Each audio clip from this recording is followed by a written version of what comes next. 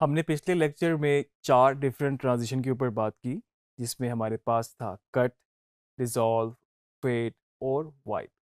आज हम कुछ स्पेसिफिक कट्स के ऊपर बात करेंगे कि किस तरह के उसको इस्तेमाल करके, उनको यूज़ करके आप अपने एडिट को बेहतर कर सकते हैं और किस तरह से उन सब का कम्बिनेशन ही आपकी फिल्म को आगे बनाता है और आपके एडिटिंग स्टाइल को डिफाइन करता है। आइए देखते हैं। मेरे पास टाइमलाइन में इस वक्त चंद फाइल ऐसी मौजूद हैं जिसमें डिफरेंट मूवीज़ के सीन हैं और मैं आपको जो कट्स इसमें यूज़ हुए हैं बेसिकली उसके एग्जांपल के साथ मैं आपको वो इस वक्त दिखा सकता हूँ। सबसे पहले मैं आपको कट अवे की थोड़ा सा एक डेफिनेशन बता दूँ। कट अवे क्या होता है? बेसिकली आपका एक कंटिन्यूस सीन चल रहा हो, आप देख सकते हैं इस विंडो में, और उसके बाद उसको इंटरप्ट करने के लिए कट अवे यूज़ किया जाता है ताकि उसके बाद आप उस शॉट पे दोबारा आ सकें। इस शॉट को हम प्ले करके देखते हैं अपनी फुल स्क्रीन पे। ये दूसरी एग्जांपल कट अवे की, You want the same moon? Shot चल रहा है। Just say the word and I'll throw a cut lasso away around it and के तौर plug पे ये down. सेकंड शॉट आया आपके पास और आप दोबारा उसी शॉट पर आ गए। तो आपने इस तरह से इसको इंटरप्ट किया पहले इस शॉट को, कट अवे के तौर पे आपके पास ये वाला शॉट आया और उसके बाद दोबारा आप उसी शॉट पर आ गए। अक्सर लोग थोड़ा सा इसको ज़रा टर्मिनोलॉजी वाइज गलत यूज़ करते हैं, जो कि इस शॉट को बोलते हैं इंसर्ट। तो बेसिकली इंसर्ट शॉट नहीं होता, मैं आपको दोनों का डिफरेंस भी बता देता हूँ। अगर सेम फ्रेम के अंदर रहते हुए कोई चीज़ यहाँ पर इस वक्त शॉट अगर इंसर्ट किया जाएगा, मिसाल के तौर पे आपके पास इसका क्लोजअप होता या इसी शॉट में रहते हुए कोई शॉट इस तरह का होता, मे बी इसका नाम यहाँ पे लिखा है, अक्सर हमने इंटरव्यूज़ वगैरह में देखा है। अगर पीछे कोई फ्रेम लगा होता, कोई सर्टिफिकेट लगा होता, अगर हम उसको क्लोजअप में एक कट करके दिखाते तो वो बेसिकली इंसर्ट कहलाता। लेकिन आप टोटली इस फ्रेम से निकल गए और आप एक दूसरे शॉट में चले गए, कट अवे इसको हम कहते हैं। तो ये दोनों का बेसिकली एक डिफरेंस है। सेम शॉट में से कुछ लगाते आप तो वो इंसर्ट होता और आपने सेम शॉट में से नहीं लगाया तो वो कट अवे है। सेकंड मेरे पास एक एग्जांपल है क्रॉस कट की। ये टेक्निक यूज़ होती है आपकी पैरेलल एडिटिंग में भी, और इसके अलावा बेसिकली क्या होता है कि दो डिफरेंट जगहों पे फिल्म किए हुए सीक्वेंस को एक साथ आपस में क्रॉस कट किया जाता है या पैरेलल एडिट किया जाता है एक सीक्वेंस बनाने के लिए। बड़ी कॉमन एग्जांपल इसकी ये है टेलीफोन कन्वर्सेशन, कि दो लोग फ़ोन पे बात कर रहे हैं, डिफरेंट लोकेशन है, डिफरेंट तरीके से शूट हुआ हुआ है, ऑब्वियसली वहाँ पर दूसरा बंदा टेलीफोन वाला उस वक्त मौजूद नहीं है, बारी बारी शूट कर रहे हैं, वो सीक्वेंस को अलग इसको अलग, और फिर आपस में उनको क्रॉस कट किया जाता है। इसकी एग्जांपल देखते हैं।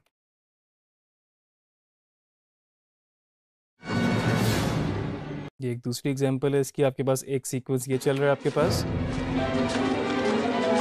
और दूसरे में आपके पास एक करेक्टर बाहर से आ रहा है। मतलब इस सीक्वेंस की अपनी जो ऑलरेडी इंडोर वाला है उसकी अपनी पूरी शॉट टाइप्स मौजूद हैं, और साथ में क्रॉस कट हो रहा है उसमें बाहर वाला सीक्वेंस, उसकी भी different shot types proper sequence उस तरह से मौजूद है। तो मैं पीछे करता हूँ आपको दिखाने के लिए।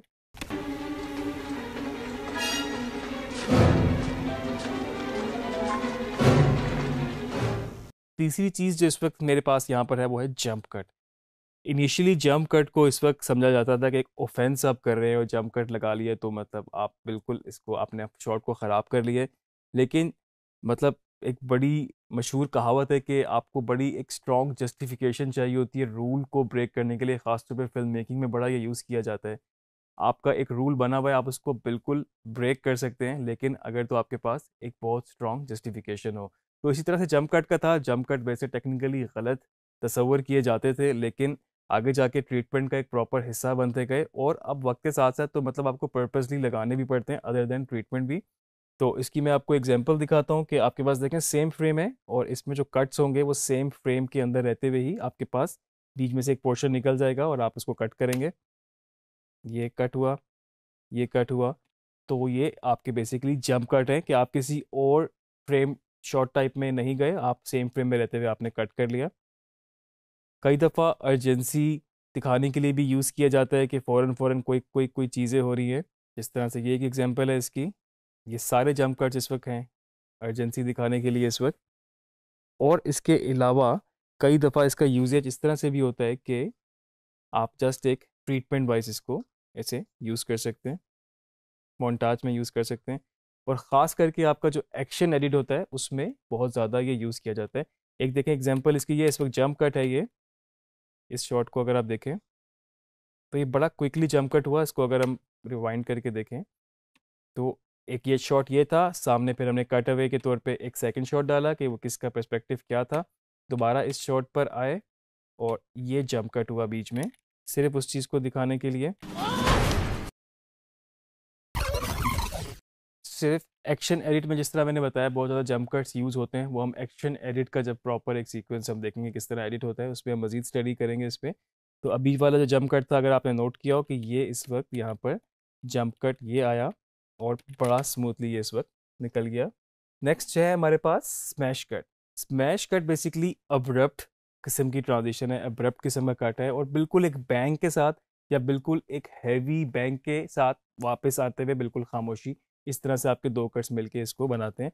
मिसाल के तौर पे ये एक शॉट है मेरे पास और इसको हम मैच करेंगे, ये स्मैश कट के तौर पे आपके पास नेक्स्ट कट आया और इस तरह से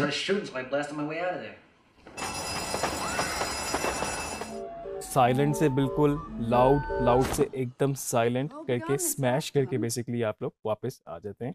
मैच कट मेरे पास यहाँ पर बड़ा कॉमनली यूज़ किया जाता है और बड़ी इंटरेस्टिंग ये होती है कि बेसिकली आप क्या करते हैं कि आपका जो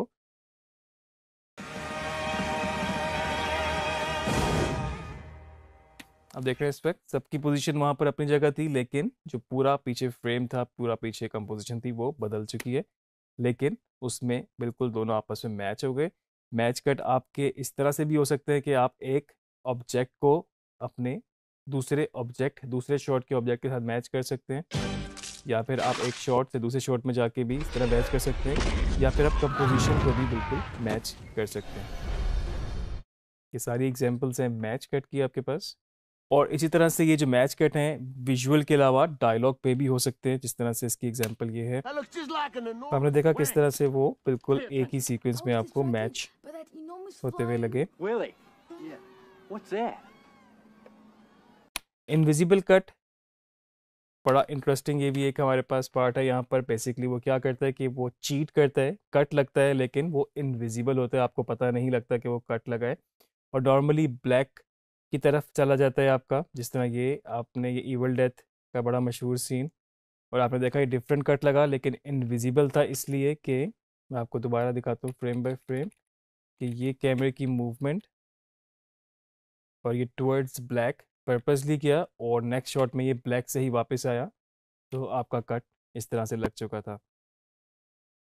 इसमें थोड़ा सा आपका फिल्मिंग प्रोसेस इन्वॉल्व होता है, कई जगहों पर आप ट्रांजिशन भी यूज़ कर सकते हैं, जिस तरह से इसमें अभी कोई भी है, पुश और डिसॉल्व मिक्स करके। ऑडियो के लिए आपके लिए यूज़ किया जाता है एल कट और जे कट। एल कट से आप देख सकते हैं कि बेसिकली ये लैप कट कहलाता है और इसमें होता क्या है कि जो आपकी करंट सीन की ऑडियो होती है वो नेक्स्ट शॉट के ऊपर, जो नेक्स्ट आपका शॉट भी आ रहा है उसके ऊपर ऑडियो उसकी लैप कर जाती है, ओवरलैप कर जाती है।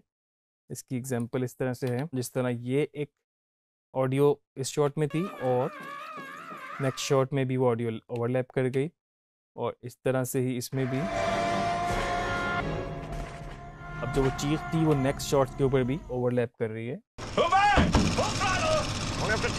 प्रीवियस शॉट का डायलॉग, इसका डायलॉग ओवरलैप कर रहा है नेक्स्ट शॉट के ऊपर, ये आपका एल कट कहलाएगा। और इसी तरह से जो जे कट है बेसिकली वो इसका ऑपोजिट है, जो नेक्स्ट आने वाला शॉट है उसकी ऑडियो आपके पास पहले ही इन हो जाती है, तो बेसिकली आप देखने से पहले उस चीज़ को सुन सकते हैं। इसकी एग्जांपल मैं आपको दिखाता हूँ।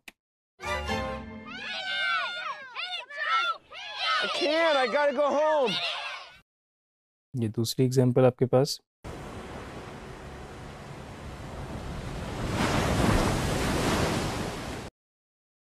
तो ये जो इसमें पानी की आवाज़ थी बेसिकली वो पहले से ही आपके पास यहाँ इन होनी शुरू हो गई, तो ये आपका जे कट कहलाएगा। बड़ी वैसे इंटरेस्टिंग बात एक ये भी है इसमें कि जिस तरह आपका ये शॉट था और इस पे नेक्स्ट ऑडियो आपके पास ओवरलैप हो रही थी, तो आप देख सकते हैं कि यहाँ से आपके पास बच्चों की ऑडियो इन होनी शुरू हो रही है। ये इसको मैं एक दफ़ा आपको कट करके और यहाँ तक ही आपके पास ऑडियो है और विजुअली आपके पास जो सीन है वो आपके पास आ रहा है यहाँ से। तो आपके पास ये शॉट चल रहा है एक, और इसकी आपके पास विजुअल कंटिन्यू हो रहा है, और इस शॉट की ऑडियो आपके पास यहाँ पर ओवरलैप हो रही है। इस तरह से ही इसको किया जाता है। और अगर आप देखें तो आपके पास ये एक जे की फॉर्म में ऑडियो और वीडियो की लेयर मौजूद है, इसलिए इसको शायद जे कट इसलिए भी कहा जाता है। और इसी तरह से ही अगर आप एल कट पे जाएं तो इसको भी एक दफ़ा हम करके देखते हैं किस तरीके से किया जाता है। ये आपके पास विजुअल एंड हुआ।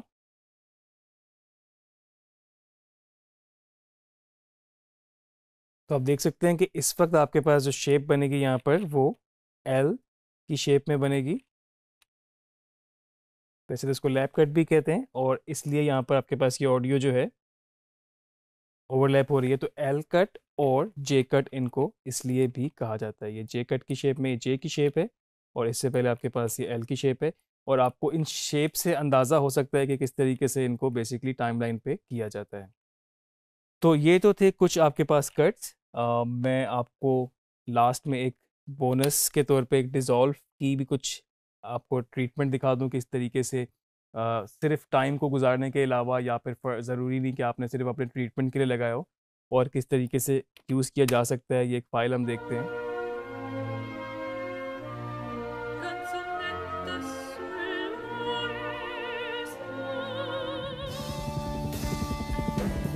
आप देख सकते हैं कि सिर्फ 2 शॉट नहीं, आपस में तीसरा शॉट भी आ जाता है। और किस तरीके से इस वक्त आप देखें कि ये सेम फ्रेम में रहते हुए सिर्फ डिज़ोल्व की टेक्निक से आप एक समझ लें कि अपने उनको गायब कर दिया। आप एक VFX के लेवल को अचीव कर लिया आपने, और जस्ट आपने उनको सेम फ्रेम में रिकॉर्ड किया, सेम फ्रेम पीछे एम्प्टी रिकॉर्ड किया, और इसको आपने डिज़ोल्व कर दिया।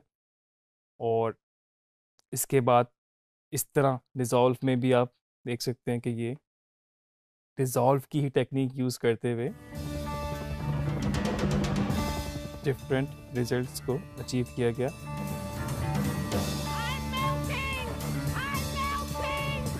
तो ये तो थी आपके पास कुछ कट्स और कुछ टेक्निक्स इस तरह की।